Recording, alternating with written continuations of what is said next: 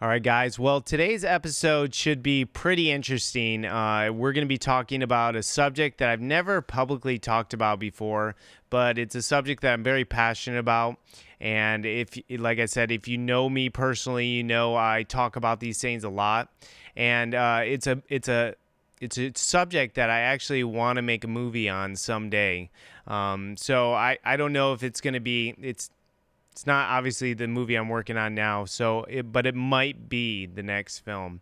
It's a subject that's very, very interesting, especially when you look into all the different facts surrounding this topic. And so today we are going to be talking about the lost cities of Sodom and Gomorrah.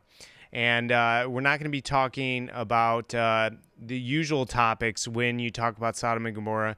We're going to be talking about where are those cities located today? Where were they located back then?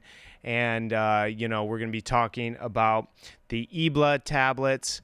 We're going to be talking about a whole bunch of different things. Did the land over there in the Middle East used to be a fertile landscape? Because a lot of people, when they think of the Middle East, Israel, that area right there, Jordan, that area where Sodom and Gomorrah was, they think of it as this barren landscape, kind of like a lunar surface. But was it like that back during the time of Sodom and Gomorrah? Before those cities were wiped out, was it barren? And so we're going to answer that question here in a little bit. And we're going to be talking with Jerry Bowen. He is the director of Anchor Stone International.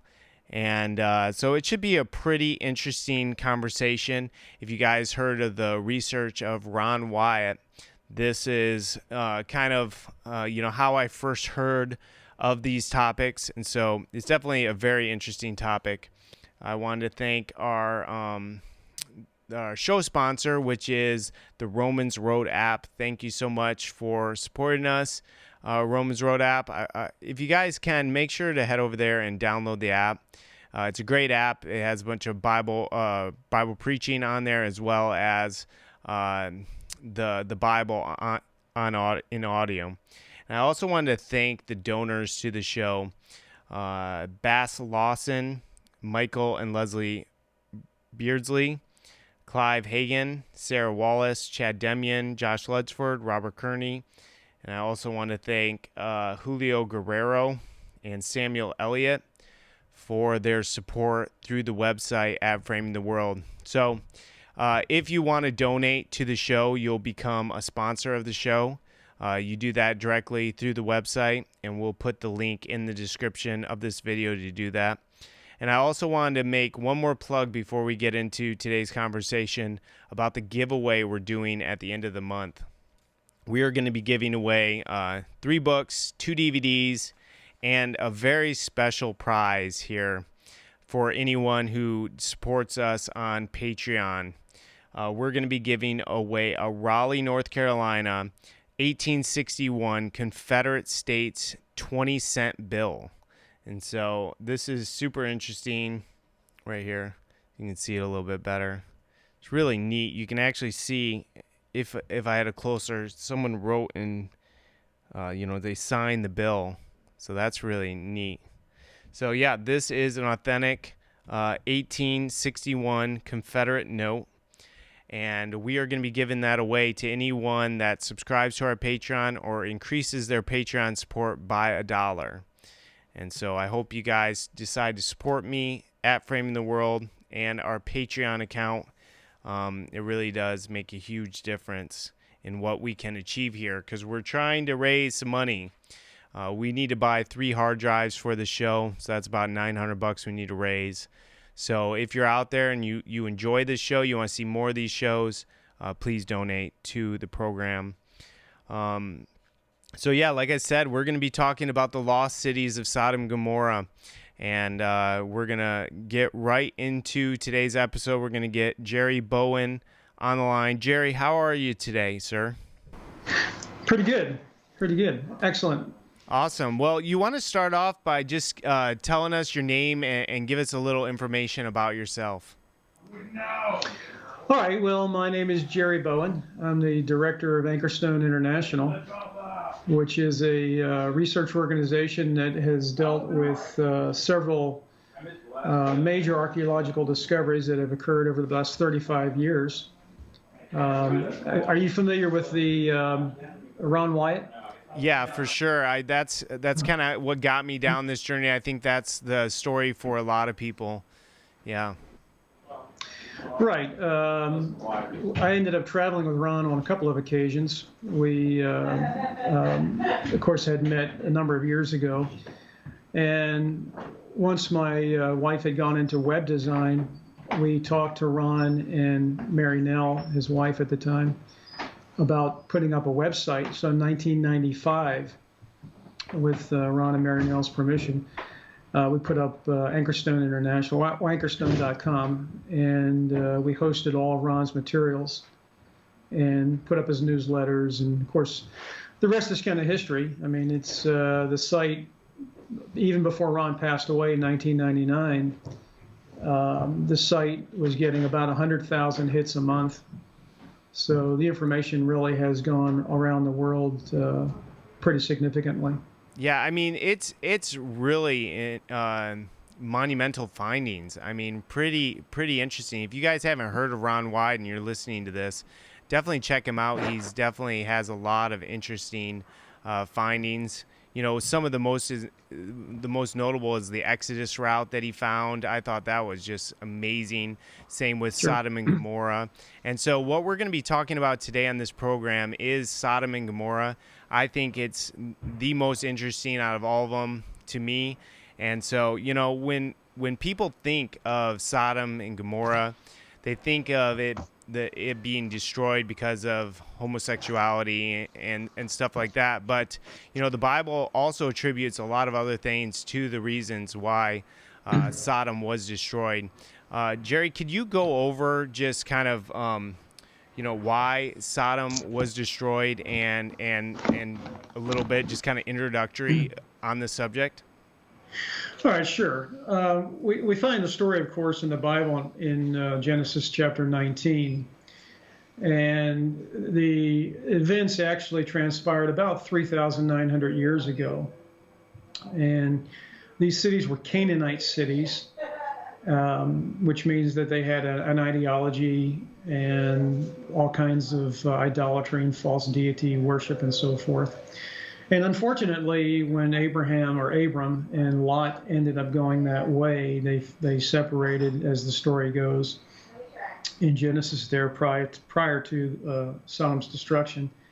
They separated, and Lot went toward Sodom, the cities of the plains.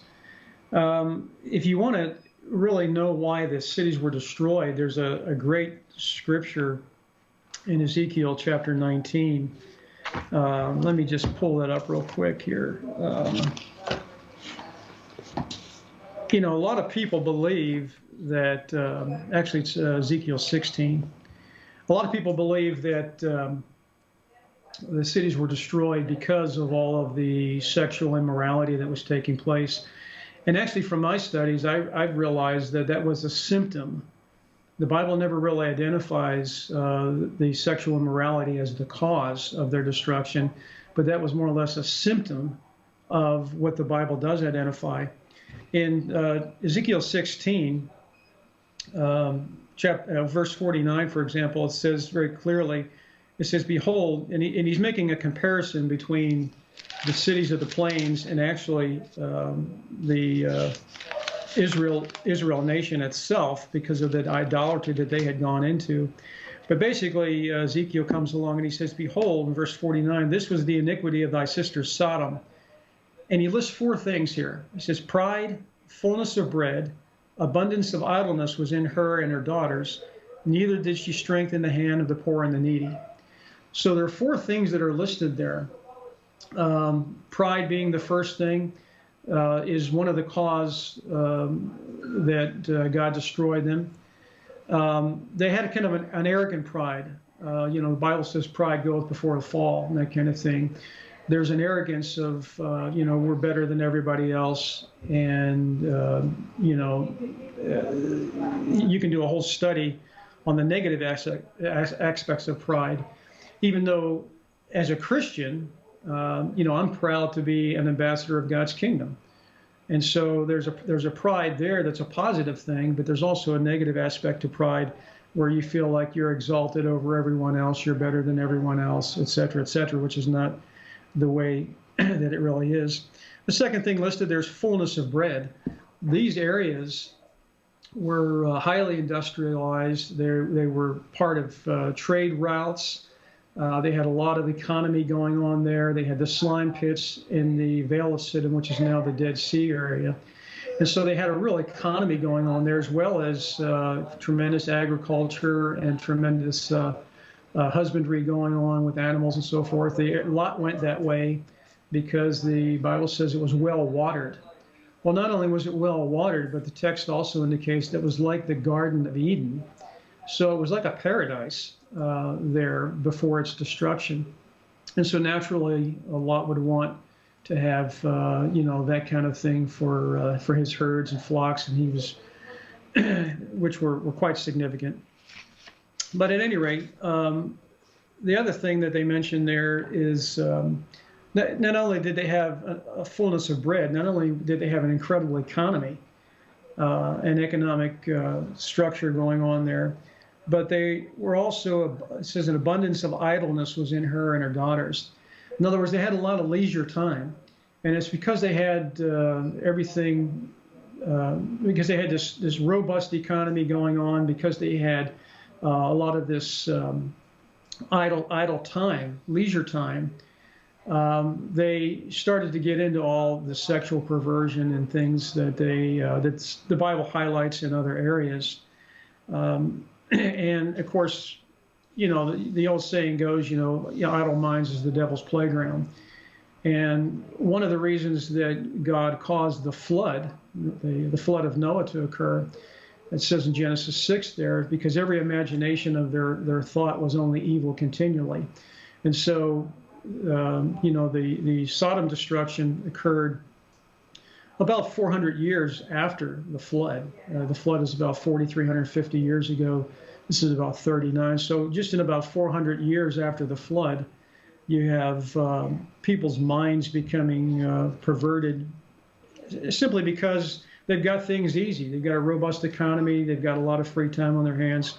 And then they're steeped in idolatry and heathenism. So it was just kind of a natural course of events that took them down that road. And then it said, neither did she strengthen the hand of the poor and the needy. God said that was a sin. It says, behold, this was the iniquity or the sins of thy sister Sodom. They didn't strengthen the hand of the poor and the needy. They had a corrupt welfare system. They had people there that I'm sure were, like in any society, very wealthy. And they had other people that were just getting by, and they probably had a segment of people that were poor. And they used their plenty to control the people. In other words, instead of teaching people how to become more self-reliant and how to provide for themselves, they would give them portions of things to kind of keep them under control, almost like a form of slavery, in a sense. And so it was a corrupt welfare system. And I like to tell people, when you look at it, when you do a whole study on this, where could you find a society today that is proud and arrogant, that has plenty, that has lots of free leisure time on their hands, and has a corrupt welfare system? I mean, it doesn't take a rocket scientist to figure out that we have ripened ourselves in our Western society just as surely as Sodom and Gomorrah did. Now, I've even heard pastors make the comment that, that if God didn't come soon, Christ didn't come soon, he would have to apologize to Sodom and Gomorrah and the other cities that were destroyed, because we have ripened ourselves in the same way, unfortunately, that they did back then.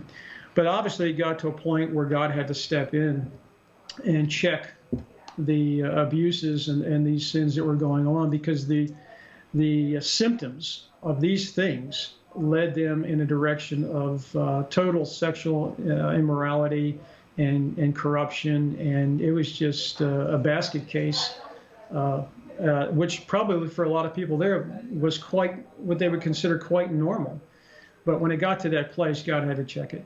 Yeah, and the verse that you talked about, I think it's really important to read this verse because it really does show that it was a well watered plain. It said, "And Lot lifted up his eyes, and behold, all the plain of Jordan, that it was well watered everywhere before the Lord destroyed Sodom and Gomorrah, even as the garden of the Lord." So he's comparing the land as it was like the garden of the Lord. So I mean, this place had just riches upon riches, and it does parallel the United States perfectly. And so I want to put this conversation in context a little bit.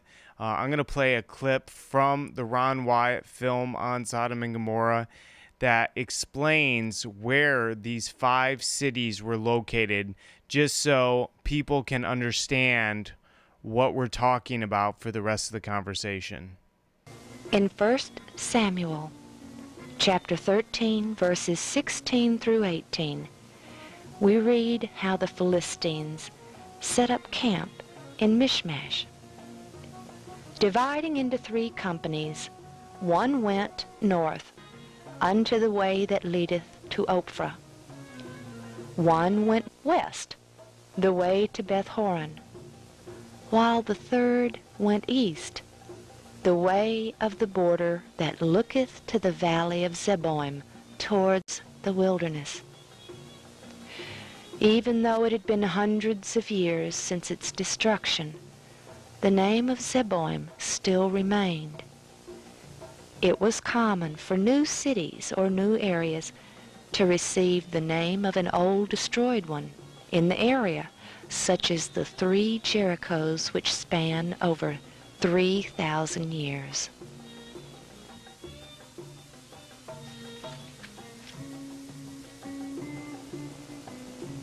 What evidence does the Bible give for the locations? The first mention is in Genesis 10:19, when the boundaries of the Canaanites are given.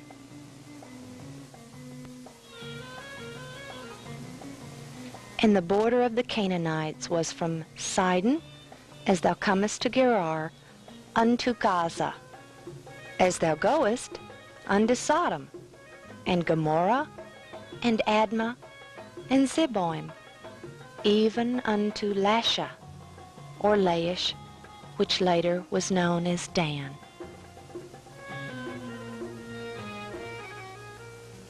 If we place these cities at the traditional site, all clustered together at the southern end of the Dead Sea, would that description make a lot of sense? So that video gives a really good indication of where Ron believes the cities of the plains were located. And so I guess the next logical question would be, how were those cities destroyed? Yeah, I've actually been on site there about a dozen times. Been there. The most preserved site that's there would be what we would call Gomorrah. Sodom is a little further south, and of course there are a lot of mining companies over there that mine the minerals out of the sea, and some of them, of course, in the area of Sodom. The largest salt dome, for example, in the world is just right there at the edge of Sodom, which is kind of an interesting thing in itself. But a lot of activity going over there in terms of that. But yeah, God destroyed us. It's I don't know if we can say with absolute certainty exactly how the process played out. The Bible simply tells us that God rained fire and brimstone, or brimstone and fire, from heaven. And that word "out of heaven" is used, on 5 occasions in the Old Testament, 8 occasions in the New Testament, and simply it means out of our atmosphere. So exactly how he ended up pulling that off, we're not 100% sure. We know that it wasn't, a lot of people speculate that it could have been a volcanic eruption, and this was a fallout from that. The problem is that the sulfur that you find around volcanoes, the seams of sulfur and whatnot, are crystalline in nature. And what we have here, see if you can see this, what we have here is pressed powder sulfur. You can see, I don't know if you can see that on my finger or not. Yeah. But I can just rub that, and it's like a pressed powder consistency. If you've ever been caught in a rainstorm, and this is a sample. We've got lots of samples of these things that we brought back, and the only reason that we find any of the remaining brimstone, and incidentally, if I were to light that, if I were to set that afire, I'd have to leave the room because of the smell is so noxious, and of course it burns very, very hot. So if you put that in a spoon, for example, held that in a spoon, I don't know if you've seen some of the videos where Ron was holding a piece of the sulfur in a spoon, and it actually burned holes in the spoon that he was holding. But it burns probably 2,000 degrees or hotter, kind of a bluish purplish flame. And like I said, the smell that it puts off, the fumes that come off from it are suffocating. They would actually just kind of take you right out if you got a big whiff of it, knock you right out. But the sulfur is different than what you find around volcanoes and so forth. I took some of these samples over. We don't live too far here in Virginia from Virginia Tech. And Virginia Tech has a great engineering and also a great department dealing with rocks and minerals and so forth, a geology department. And I took those in one of my trips back from the Middle East, and I wanted to kind of get their opinion and talk to the head geologist over there. This happened a couple of years back. And I showed him a sample almost just like this. Actually, it's probably a little bit bigger than this, maybe a little rounder. And I told him that we had found these over in Israel. And I wasn't wanting to influence his thinking or decision on what they were or whatnot. So I didn't tell him that we already had these things tested many times, and they are 95 to 98% pure sulfur with some extra minerals thrown in there like magnesium that make them burn even hotter. And I didn't want to influence him, so I didn't tell him what we already knew. I just wanted to get his opinion on what he thought that they were. And so he's holding it in his hand, and he's looking at it, and he thought maybe they were just calcium carbonate nodules or something, which is kind of a fancy name for dirt, just a dirt nodule or something that maybe had grown underwater, in fact.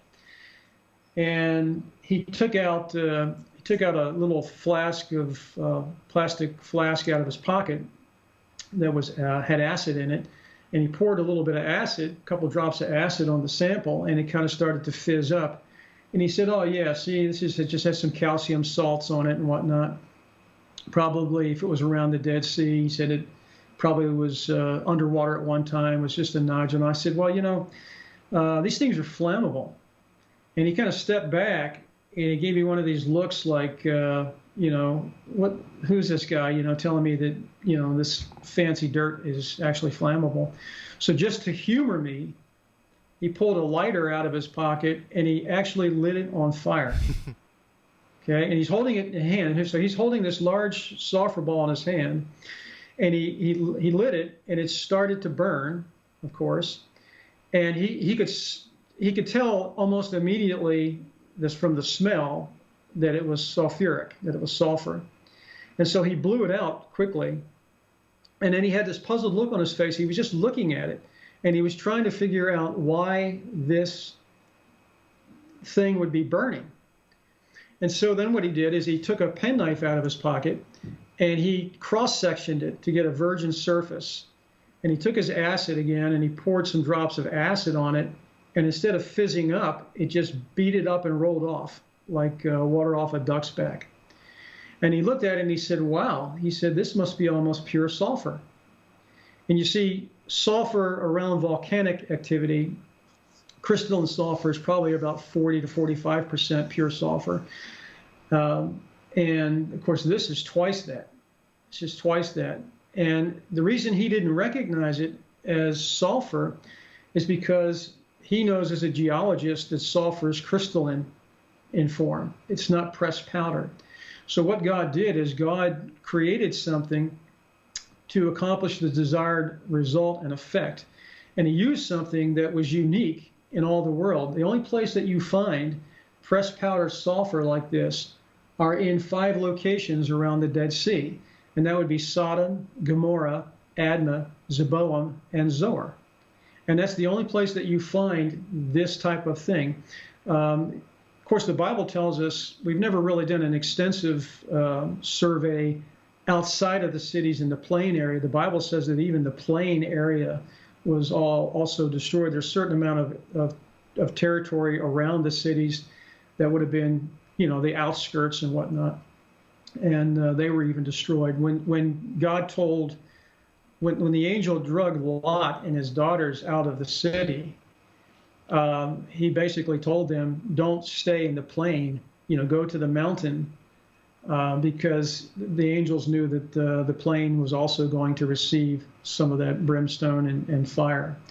Now, the reason why we find these, if you think about a rainstorm, how a storm approaches an area, it starts to fall periodically as drops, and then there may be a large downpour, and then there's a tapered off process the way a rainstorm comes through an area. That's exactly what took place here. A lot of this, obviously a lot of this was on fire as it was coming down, and in a sense, that was kind of the most merciful way that God could have destroyed those cities, simply because we believe from the accumulative heat, probably 6,000 degrees, which is basically the temperature of the surface of the sun, that these areas, in fact, Abram was watching the conflagration from a distance away, and he said it looked like a large furnace had gone off. That's the word he used, furnace. But the cumulative heat, we believe, and the fire sucked all of the oxygen out of the immediate area. So most of the people would have probably been rendered unconscious pretty quickly from a lack of oxygen. And then, of course, the baking, the autoclaving of the entire region is really what took place there at such a high temperature. Every known material there, the buildings were built of stone. They had some tiles. We found some refired tiles in some of our investigation. So you had tiles and stone. You had, of course, a lot of vegetation around and trees and things of that nature. And, of course, the people. All of that was consumed and turned to ash, probably relatively quickly. The intense heat caused all of these materials to well, let me get back to, let me just, before I get to the buildings and stuff, let me talk about the brimstone a little bit more. The reason why we find those bits of brimstone, simply because if the area is void of oxygen, then a lot of the stuff that would have been on fire would have, the end of it would have been extinguished. And we find a lot of the balls of brimstone and so forth embedded in the ash. And what it would do, it would smother out the flame, and so that the brimstone wouldn't be, most of the brimstone had to be consumed, of course. But a lot of it was extinguished and embedded itself in the ash or in a capsule. If it was still smoldering, it would form a vitrification around it and encapsulize itself and smother itself out. So we find a lot of the brimstone actually in capsules, almost like a peach seed, like a large peach seed. And if you cut that open, you'll find the brimstone inside of it. But That's the reason why we find, and there, of course, there's a lot of it left over. It's been harvested out of those areas for 30 years or more. Even Josephus, his account, first century historian, his account, he actually said that he was an eyewitness to the destruction of those cities. So he apparently, in the first century, apparently they knew where they were, and he had apparently seen some of the same things that we see today. But of course, we're 2,000 years removed from where he was. But God used something unique, I think, specifically to inform us that this was something of His doing. This was a miraculous situation. It wasn't something where a volcano went off and the cities just happened to be in the wrong place at the wrong time. Actually, the destruction was much more severe with this pressed powder than it would have been with even a volcanic eruption. But you have structures and buildings and things that, even though they were turned to ash, they still retained a semblance of their form. So you could tell what they were, and some of the architecture and so forth of the areas. And again, Gomorrah is probably about the best preserved out of all 5 of them. Yeah, and all the cities weren't right next to each other, because when people think of the cities of the plains, they think, or the cities that were destroyed, they think of Sodom and Gomorrah, but they don't think of the other cities like Zoar and stuff like that. Sure. Those cities aren't all together. Is that correct? That's right. For quite a while, I think, like I said, Josephus identified and knew about the cities and their locations first century. But over time, information gets lost and people get displaced, and that's why things seem to get lost in history. A lot of people, I guess a lot of scholars that had read the story in Genesis thought, well, this might be just a book of fables. They may not have existed at all because we really can't see them. Ron Wyatt drove by those places probably 20, 30 times before God impressed him to stop and really take a look. And then once he did, and he began to realize that, these were ashen remains, he could go up and just pull off a chunk of building, and it would just kind of crumble in his hand. This is like a whole bag of ash. Wow.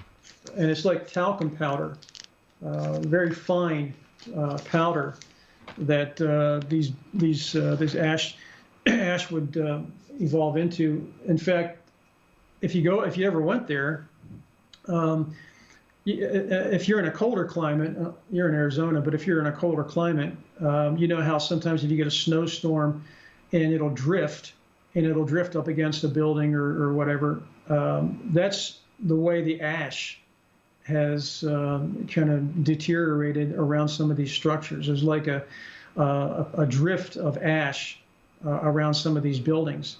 Of course, you can jump into it and sink down, several feet, but it's kind of messy. But it's just simply ash that's deteriorated. But yeah, and it's pretty good.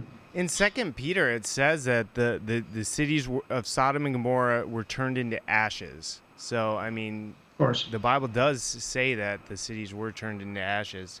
So, is there any historical evidence of the Sodom and Gomorrah that we know of, besides Josephus? Yeah, I think there were other historians as well that probably particularly around that time frame. I'm sure Josephus didn't keep that a secret himself. I'm sure there have been a lot of people over the centuries that have known just where they were. One of the things that developed, along with the idea that these were just fabled cities, they weren't really real, was that they were clustered around the southern end of the Dead Sea, around, Bob and Dra would be, some people believe that Bob and Dra was, probably the ancient Sodom, that kind of thing. But when you look at these other areas where they do seem to have some destruction that exists, it's not nearly as extensive as what you find in the actual locations that God destroyed. And like you mentioned, they are strung out along the Dead Sea, which was called in the Bible the Vale of Siddim. And the Bible just simply says it was full of slime pits and tar pits and so forth. And the Bible really gives us an indication as to where these cities were located. When you look in chapter 13 and 14 of Genesis, 14 talks about several cities that went to war. You had Chedorlaomer, king of Elam, and Tidal, king of nations, and they went to war with Sodom and Gomorrah and Admah and Bowen. So there were a number of different cities that came to battle, and it says that they came out of their cities. Let's see, that would be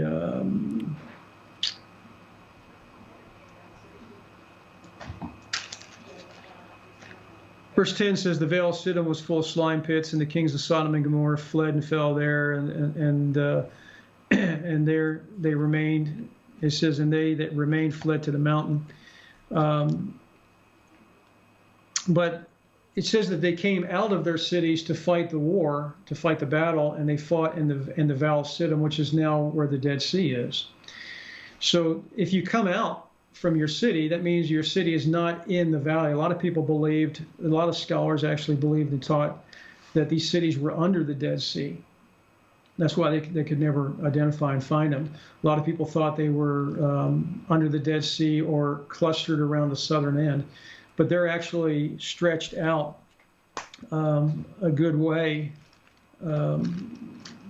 basically running the extent of the Dead Sea itself. So if you read Genesis chapter 14, you'll find that they fought in the Vale of Siddim, where the Dead Sea is, and they came out of their cities. So the cities were in the plain area, not in the valley. And I think it's, let's see. Yeah, verse 2 is where it says they made war. Right. Genesis 10, in Genesis 10, that's kind of a clue as well. I think it's verse 19. Let's see. Oh, yeah. These were Canaanite cities. In Genesis 10:19, it says there, and the borders of the Canaanites were from Sidon, as thou comest to Gerar, unto Gaza, as thou goest, unto Sodom and Gomorrah, and Admah and Zeboim, even unto Lasha. So if you plot those out on a map, you'll find that they pretty much extend from the north part of the Dead Sea all the way down to Zorah, which was toward the southern end of the Dead Sea. And you can access all of those from the Israeli side. I think it's Admah that's actually in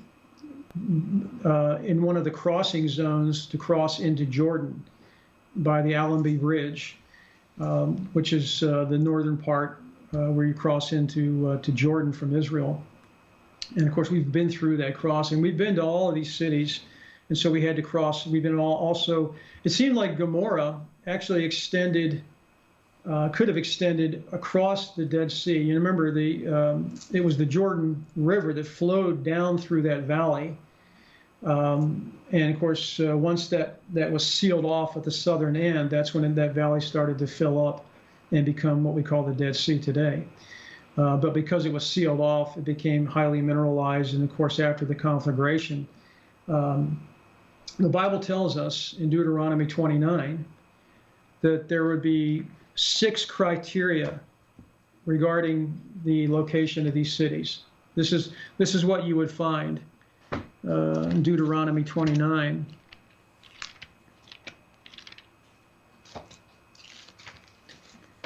And that's an interesting chapter in itself, because again, the Lord is comparing the nation of Israel to these cities. Let me see here.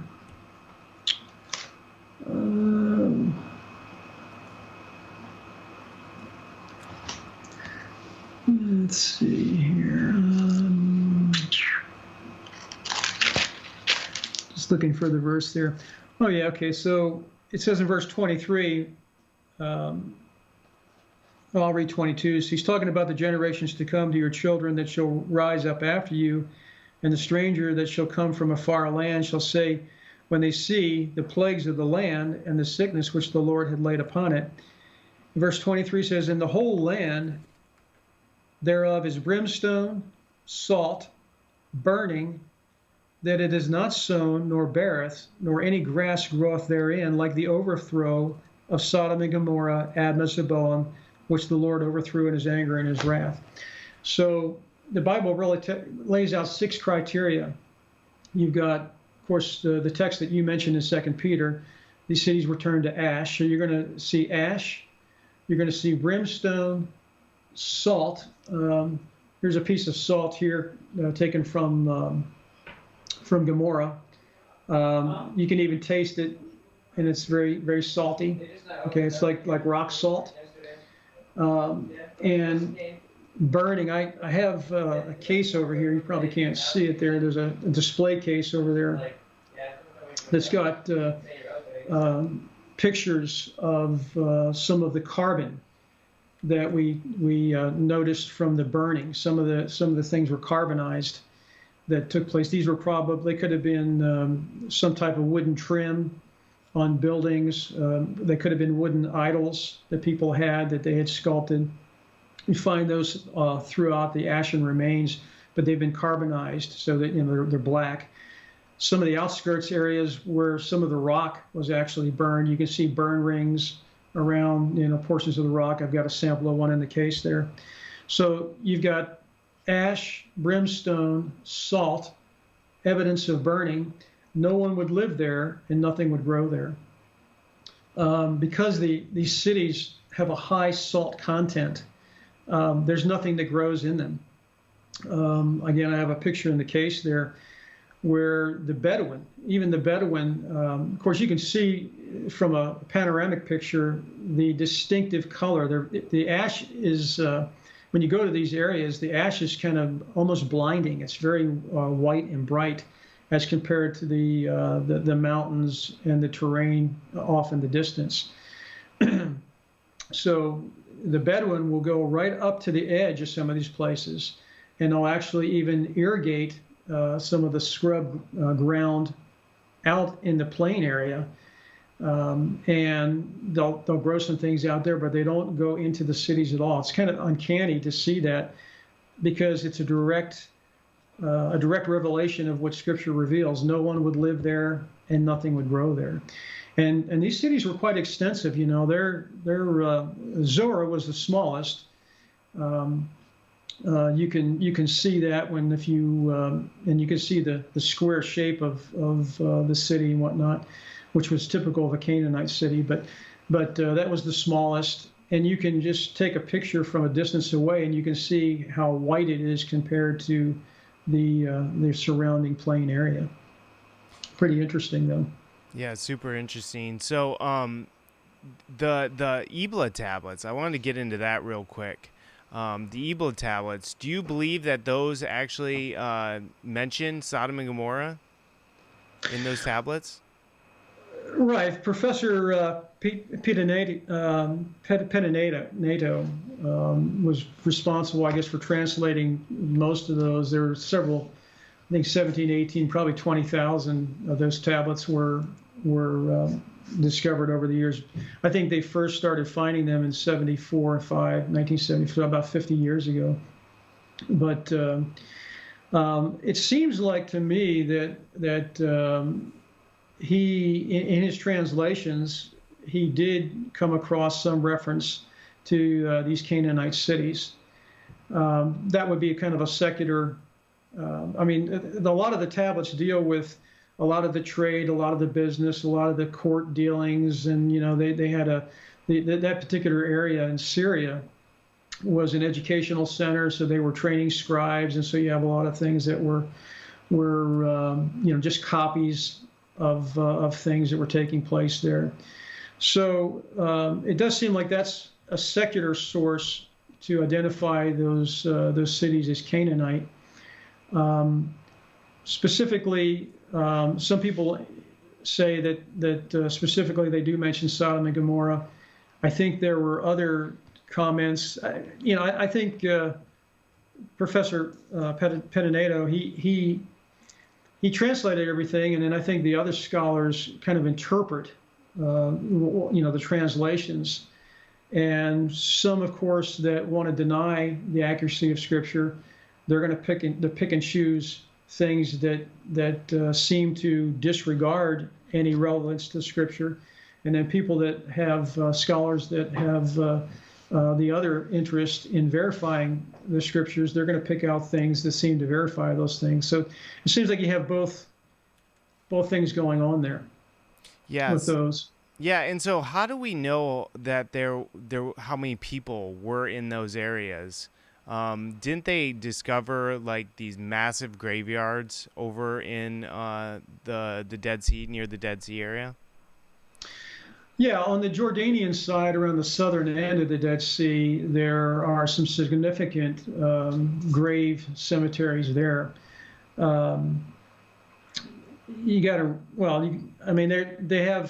There's two different kind of things going on there. They have what they call shaft graves, where they have shafts that go down to a chamber that's opened up. And so you could have multiple, like a family plot. You could have multiple people, in these shaft graves. And then they also have these mounds. If you remember when Lot and his daughters ended up going to, the angel told them to go to the mountain. And that's an interesting consideration, too. A lot of people don't realize that that particular word is a singular word. It's not the word mountains, plural, but it's the word mountain, singular. And we believe it was probably Masada. Masada, if you ever get to Israel, I don't know if you've been there before or if you've been on top of Masada. Yeah. But you can look out and you can see Gomorrah is pretty much right below you when you're on top of Masada. And so we believe that the angel was trying to tell them to go to Masada. Because Masada is kind of a mountain fortress. It kind of sits out away from the regular chain of mountains. But obviously they didn't want to do that. They went to Zoar first. And once they saw, I think, and realized the extent of the conflagration of the city of Sodom and the city of Gomorrah, and once the word got to them into Zoar, I think they became fearful that Zoar was also going to be destroyed because they had the same ideology and the same corruption going on there. And so I think eventually they went to the mountain. I think they were scared enough to eventually go there and find a cave to live in. But remember the daughters. The daughters said, there isn't a man left in the whole area. And to them it was their whole world. There's not a man left in the world. Let's have children with our father. And so the children that they had were the Moabites and the Amorites. And they were, and also in the Jordanian side, the Emims were very large people. A lot of the mounds, the grave mounds that we find, are pretty large. Wouldn't be uncommon to find, an 8 to 10 foot skeletal remain in some of those mounds. As people were from the sons of Anak, and you remember Samson was one of the from the sons of Anak. So there was a lot of those mounds are pretty extensive and pretty large, and you don't hear a lot about them because it kind of goes against the theory of evolution. In fact, you don't hear a lot about any large remains, which is definitely something that the academia wants to kind of keep hushed up. But they do have the shaft graves in the area for families as well. And I think that these were probably areas designated 4 family graves. I've heard estimates of, 1 million or 1.5 million potential internments there.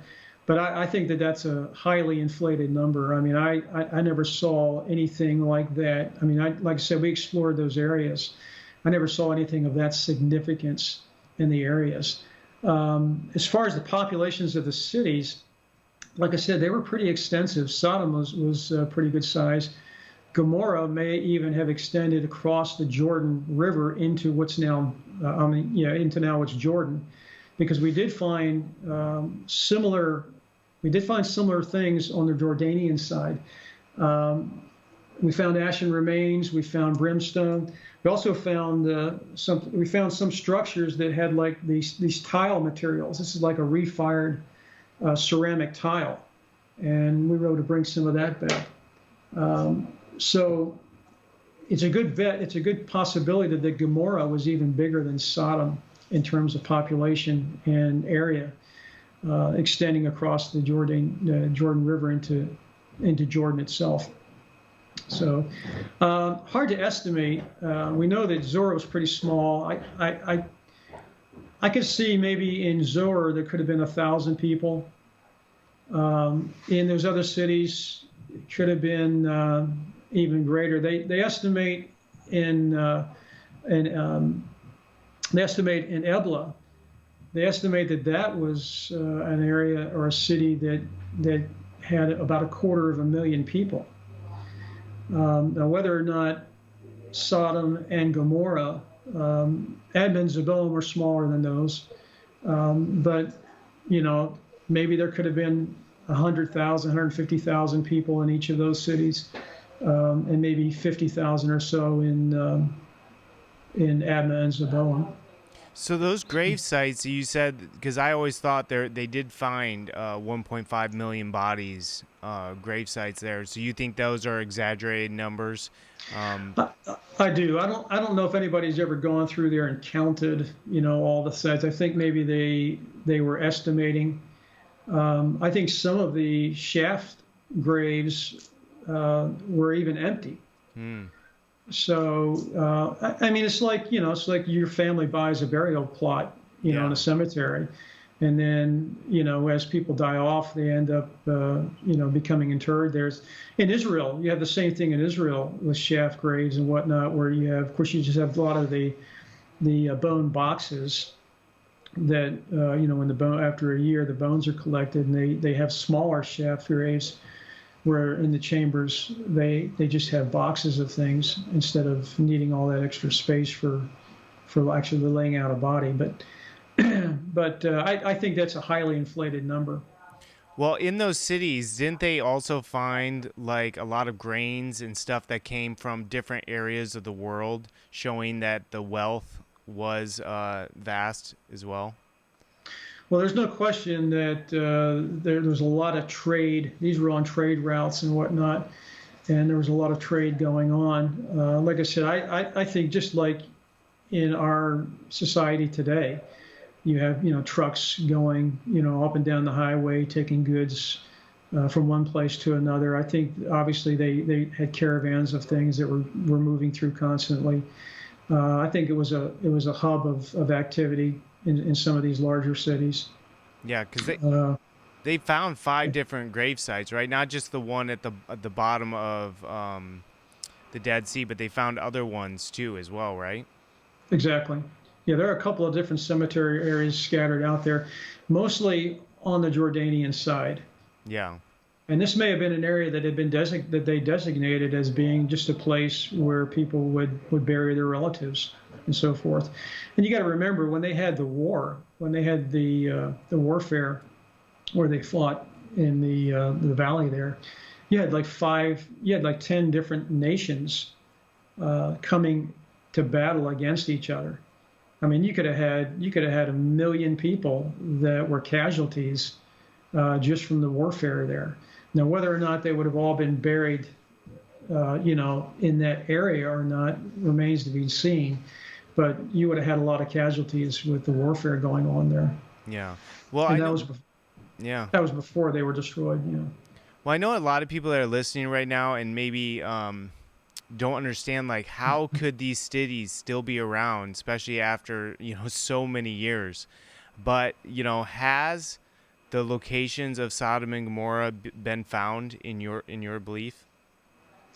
Oh, absolutely. I mean, like I said, I've been to these places a dozen times, and there's no question that the Bible identifies the 6 criteria, and you find those 6 criteria in these 5 locations, and the degree of destruction is incredible. I mean, if you go and stand there, you're kind of in awe of the destructive force that was necessary to bring everything to ash.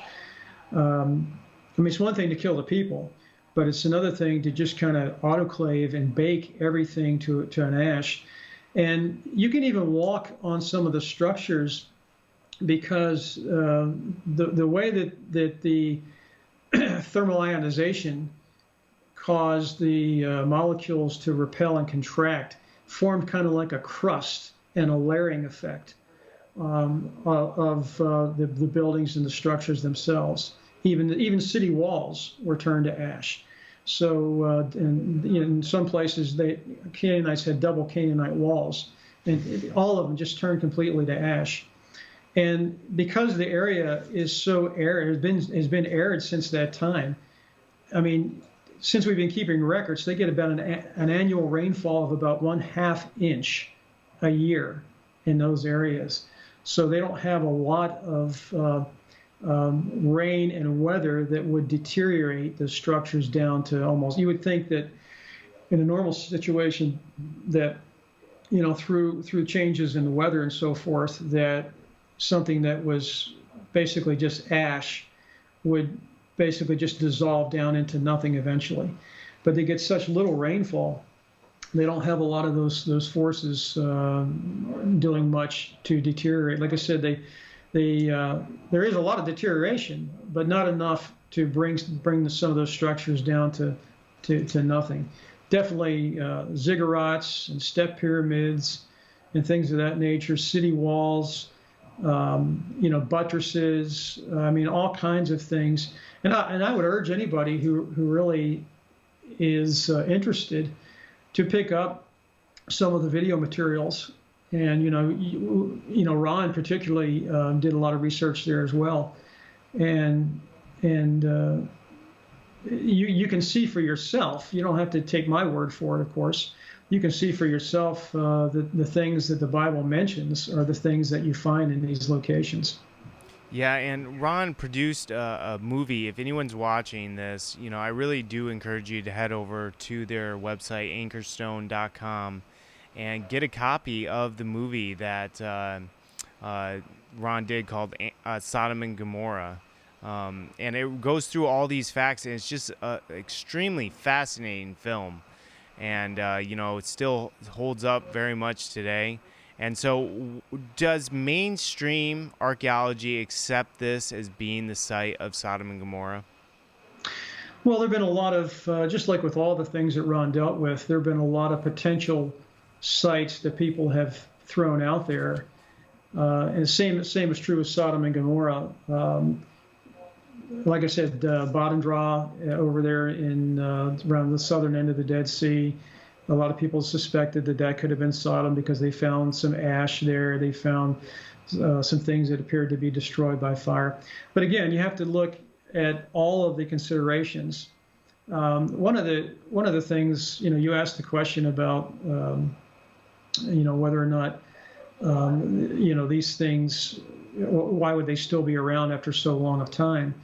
Well, the text that you read in 2 Peter basically says that, God destroyed these cities. He turned them to ash as an example of those that should live ungodly.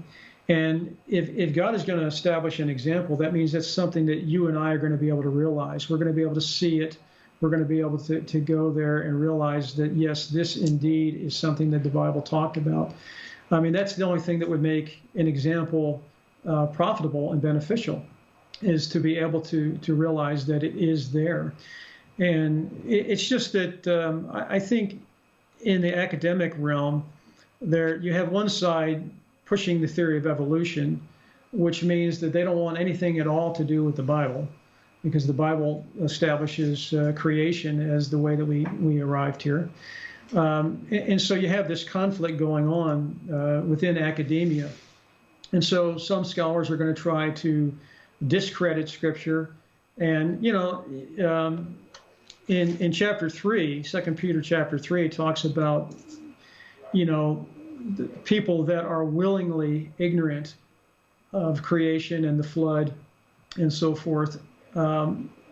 You can show people evidence, and they can turn away from it and say, "Oh no, I don't see anything. It doesn't exist," and that's because they're willingly ignorant. They don't want to see an example that God has left because it condemns maybe their lifestyle. So, but the biggest thing is that God left these things to illustrate to us what the result of rebellion to His law and sin would accomplish, and that would be to bring people to basically to dust. I mean, the book of Jude 1 verse 7 says that this is an example of eternal fire. I mean, this is the same thing that God used, the same brimstone and so forth that God used to destroy those cities. The book of Revelation talks about destroying evil and wickedness at the end of time as well. So God is going to be bringing. We have to remember, God is not arbitrary. He's a righteous and holy God, and even though sin entered into our human family through our first parents, God is not going to allow it to continue as an open-ended type thing. He's going to bring it to an end at some point. And that's really what Scripture talks about. Scripture talks about that He has a plan of salvation, and that plan would begin at a certain time, and that plan would end at a certain time, and His entire creation would be back in harmony completely with Him as it was prior to sin's rebellion. So, He's left an example of where wickedness would take someone. And so people have a choice. They can choose to accept the free gift of salvation that God offers, or they can choose to think that they can be their own salvation. And of course, we know where that's going to end, and that's what Sodom and Gomorrah and those cities illustrates, that if you are a humanist, or if you are an agnostic or an atheist, if you don't believe that God has the right not only to create but to judge a world that is in rebellion, then you're going to end up just like those Canaanites, those people that lived there. You're going to end up. The book of Malachi talks about, the last book of the Old Testament talks about, God's people kind of walking on the dust of those, or the ashes of those that were destroyed. And the sad thing is, it's, in that same chapter you were in 2 Peter, God says He's not willing that any should perish. I mean, He made salvation available to every single person. And it's people rejecting His grace, rejecting His gift that will cause their own destruction. And that's unfortunate, and that's sad. Because God really becomes the loser in all that, because He created people very uniquely. There's not another one of you and another one of me in all of God's creation. So we're all unique. And from His perspective, we were all worth saving. And yet some people will reject that, and that's unfortunate. Well, I really appreciate you coming on the show today, Jerry. Can you just quickly tell the audience how to support you and your ministry? Yes, we're not supported by any organizations or any universities and so forth. We have resource materials that we provide for folks, books and videotapes and so forth. We also, when invited, we get around to do lectures and programs. Usually they're multimedia type programs where we take people to the sites through the video camera. We've also done tours to the area, not so many lately, but in the past there were lots of tours that we did. But basically, we want people to to understand the reason that these things exist is to validate the scriptures. And the most important way that, of course, you could support us is to pray that people would be confronted with the reality of these things and make a choice for good and for truth. And so that's the best thing to do. Folks want to visit us at anchorstone.com. We've got some good source materials dealing with all the discoveries that Ron dealt with. Noah's Ark, as well, Sodom and Gomorrah. Of course, the Red Sea crossing and the real Mount Sinai, the Ark of the Covenant. We have a fantastic book that what we had done years ago. We had stepped back. You know, when you get involved with any of this research, it's incredible to you can get bogged down into any one of these discovery sites because of all the information that's valid from the scriptures. But when we stepped back, we began to sense that collectively God was doing something with it, and we wrote a really good book called The Ark Secret, which explains the why. You know, why in the last 35 years, after people have been looking for all these things for centuries, you know, world leaders, actually, you know, Hitler, Mussolini, you know, scholars and explorers, people have been looking for these things forever. And a lot of traditional sites developed, but God took one person, Ron Wyatt, and said, I want to kind of step into the equation here, and I want to do something miraculous through one person instead of a whole university team, and show you the real locations and show you how they validate the scriptures. So, you know, Ron's philosophy that we carry on was simply that he just wanted people to see these things and make a decision for themselves. And hopefully that decision would be to understand the Bible is truthful and it's real, and so it'll save their lives. Well, awesome. I really appreciate you coming on the program today. I definitely want to get you back on, talk about the other issues. There's, you know, the Exodus, of course, and then, you know, Sure. There's a bunch of different ones as well that Ron discovered. But again, thank you so much, Jerry, for coming on the program. I hope you have a good day, and God bless. My pleasure. My pleasure. Glad to be here. All right. Well, that was Jerry Bowen. I really appreciate him coming on the program and talking with us today. This is a subject that just fascinates me beyond belief, and so that's why I wanted to have him on the program to show, you know, has Sodom and Gomorrah been discovered? And, you know, it really is just a fascinating topic. And so we'll have him back on the program. I want to talk to him about the Exodus route. And there's other different sites I want to talk to him about as well. But thank you so much for everyone tuning in and supporting this show and subscribing to our alternative sites like BitChute and Brighteon. I'll make sure I put that link in the description. So if you're hearing this right now, now's the time to go and subscribe to these things before you forget, because I really want to make sure those numbers go up because of censorship is out of control. And also, I want to remind you about the giveaway we're doing at the end of this month. So if you subscribe to our Patreon, just $1 a month, you'll be entered in for a chance to win this really, really cool Confederate leaf from 1861. So it's a 20 cents. I said leaf, 20-cent Confederate States note from 1861. So all you have to do is support us by $1 or increase your Patreon level by $1. Or if you're already a $50 supporter and up, you'll be automatically entered in for a chance to win.